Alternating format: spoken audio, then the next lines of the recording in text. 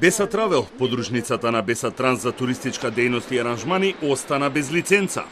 50 дена по трагедијата во Бугарија во која загинаа 45 патници, меѓу кои 15 на деца, Министерството за економија конечно ја одзеде бе лиценцата која ја поседуваше оваа агенција и со која можеше да организира тури и да продава аранжмани во државата, но не и во странство.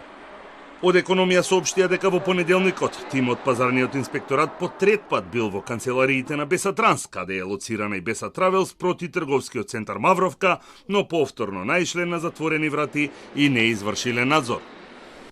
Државниот пазарен инспекторат, постапувајќи по наше барање, има доставено известување на 11 јануари оваа година со кој информира дека правниот субјект не објавува дејност, односно канцелариите се затворени и во истите не може да се изврши инспекцијски надзор, пошто како министер за економија донесов решение за одземање на лиценцата.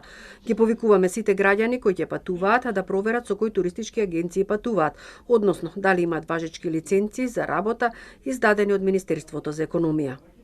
Беса Травел немаше дозвола да продава аранжмани за странство и да организира тури, и тоа го правеше во соработка со туристичката агенција Best Travel, која поседува А лиценца и преку која одеше кобниот аранжман за Истанбул. Со ова хаджију, неговите Беса Транс, Беса Травел и Беса Транс 2 веќе немаат дозволи, односно лиценци за превоз на патници, транспорт со возила и бавење со туристичка дејност.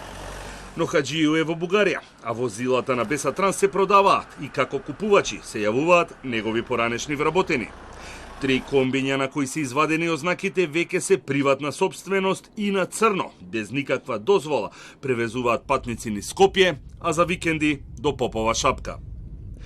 Од град Скопје не дадоа одговор дали нивните инспектори излегле на терен, ги затекнале комбињата и извршиле контрола, ниту пак посочија кој во градската администрација е надлежен за контроли во сообраќајот и кога ќе го сторат тоа.